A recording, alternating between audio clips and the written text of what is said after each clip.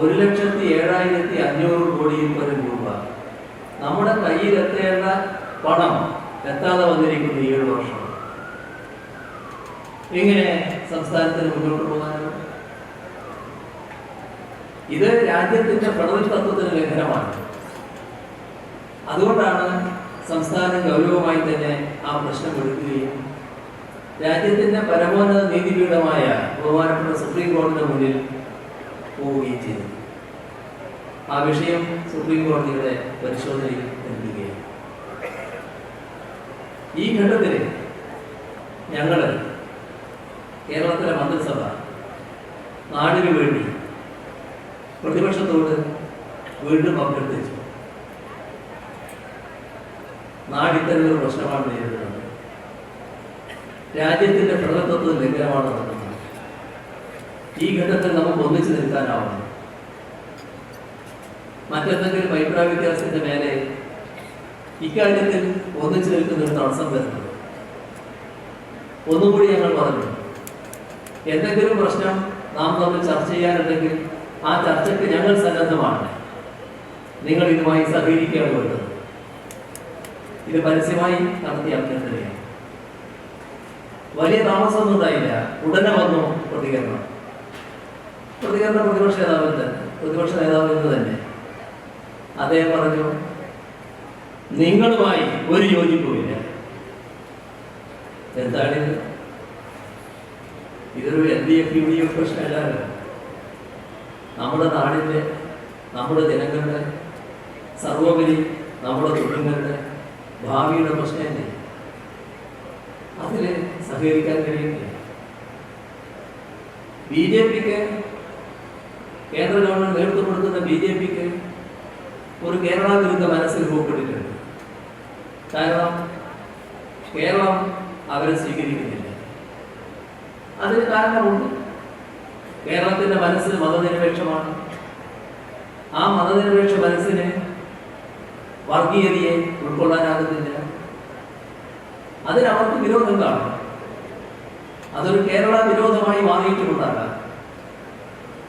അത് നിങ്ങളും അതേ പങ്ക് വഹിക്കേണ്ടതുണ്ടോ? കോൺഗ്രസും UDF നിങ്ങളും കേരള വിരുദ്ധ മനസ്സിലേക്ക് എത്തിയോ? അതല്ലേ ഫലത്തിൽ ഇത് കാണിക്കുന്നത്? ഈ നിലപാട് നാടിന് ദോഷം ചെയ്യുന്ന നിലപാടാണ്. നാം കാണേണ്ട കാര്യം, കേന്ദ്ര ഗവൺമെന്റ് ഒരുപാട് വിവേചനങ്ങൾ, അവഗണന നമ്മുടെ നേരെ നടത്തി. ഇപ്പോ ലോക്സഭ അംഗങ്ങൾ കേരളത്തിൽ നിന്ന് 20 പേരാണ്. 18 പേര് UDF-ലാണ്. ആ 20-ൽ 18 അവരിൽ ഒരാൾ ഏതെങ്കിലും ഘട്ടത്തിൽ കേരളത്തിന് വേണ്ടി ശബ്ദിച്ചോ? കേരളത്തോട് കാണിക്കുന്ന അവഗണനയ്ക്കെതിരെ ശബ്ദിച്ചോ? എന്തേ അവർക്ക് ശബ്ദിക്കാൻ കഴിയുന്നത്? എന്താണ് അവര് BJPയുടെ മനസ്സിനോടൊപ്പം ചേർന്ന് നിൽക്കുന്നത്? ഇത്തരം കാര്യങ്ങൾ. ഇത് കേരളത്തിന്റെ കാര്യം ആലോചിക്കുമ്പോൾ, രാജ്യത്തിന്റെ മൊത്തം കാര്യം ആലോചിച്ചു നോക്കുമ്പോൾ, രാജ്യത്തിന്റെ മൊത്തം കാര്യം ആലോചിച്ചാൽ കേരളത്തിന്റെ ശബ്ദം ലോക്സഭയിൽ ഉയരുന്ന രീതിയിൽ ഇപ്പോൾ ഉയരുന്നുണ്ടോ? മതനിരപേക്ഷതയെ പോലുള്ള പ്രധാന പ്രശ്നങ്ങൾ, മതനിരപേക്ഷതയെ ബാധിക്കുന്ന പ്രശ്നങ്ങൾ ഉയർന്നു വരുമ്പോൾ കേരളത്തിന്റെ ശബ്ദം ഉച്ചസ്ഥായിലായിരുന്നു. ഇപ്പോ നമ്മുടെ ശബ്ദം ഉയരുന്നില്ല. കാരണം 20-ൽ 18 UDF. അതിൽ കോൺഗ്രസ് സ്വീകരിക്കുന്ന സമീപനം, മതനിരപേക്ഷതയ്ക്കെതിരെ ശബ്ദം ഉയരണമെങ്കിൽ വർഗീയതയോട് വിട്ടുവീഴ്ചയില്ലാത്ത സമീപനം സ്വീകരിക്കണം. വർഗീയതയുമായി സമരസപ്പെട്ടുകൊണ്ട് മതനിരപേക്ഷതയെ സംരക്ഷിക്കാനാവില്ല. എന്താണ് കോൺഗ്രസിന്റെ നിലപാടെന്ന് നമുക്ക് എല്ലാവർക്കും അറിയാമല്ലോ.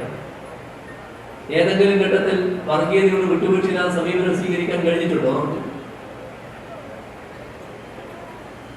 ഇപ്പോ പ്രധാനമന്ത്രി നരേന്ദ്രമോദി അയോധ്യയിൽ പൂജ നടത്തി. കോൺഗ്രസിന്റെ പ്രതികരണം കമൽനാഥിന്റെ ഭാഗത്തു നിന്ന് വന്നു. എന്തായിരുന്നു കമൽനാഥിന്റെ പ്രതികരണം? അദ്ദേഹത്തിന്റെ വീട്ടിൽ പൂജ നടത്തിക്കൊണ്ടു. മധ്യപ്രദേശിലെ തെരഞ്ഞെടുപ്പിന് കമൽനാഥാണല്ലോ നേതൃത്വം കൊടുത്തത്. കമൽനാഥ് തെരഞ്ഞെടുപ്പിന്റെ മൂർഖന്റെ ദശയിൽ BJPയോട് പറയാണ്, രാമക്ഷേത്രത്തിന്റെ ക്രെഡിറ്റ് നിങ്ങൾക്ക് അടിക്കാമെന്ന് ധരിക്കണ്ട, അതിന്റെ ക്രെഡിറ്റ് മുഴുവൻ രാജീവ് ഗാന്ധിക്ക് അവകാശപ്പെട്ടതാണ്. എങ്ങനെയുണ്ട്? ഇതാണ് BJPയെ നേരിടുന്ന രീതി. BJP അതേ മാർഗം സ്വീകരിച്ചു, വർഗീയതയുമായി സമരസപ്പെട്ടുകൊണ്ട് BJPയുടെ ആടയാഭരണങ്ങൾ എടുത്തണിഞ്ഞുകൊണ്ട് അങ്ങനെ നേരിടാൻ പറ്റുമോ? അങ്ങനെ നേരിടുന്നവരാണ് കോൺഗ്രസിൽ നല്ലൊരു ഭാഗം.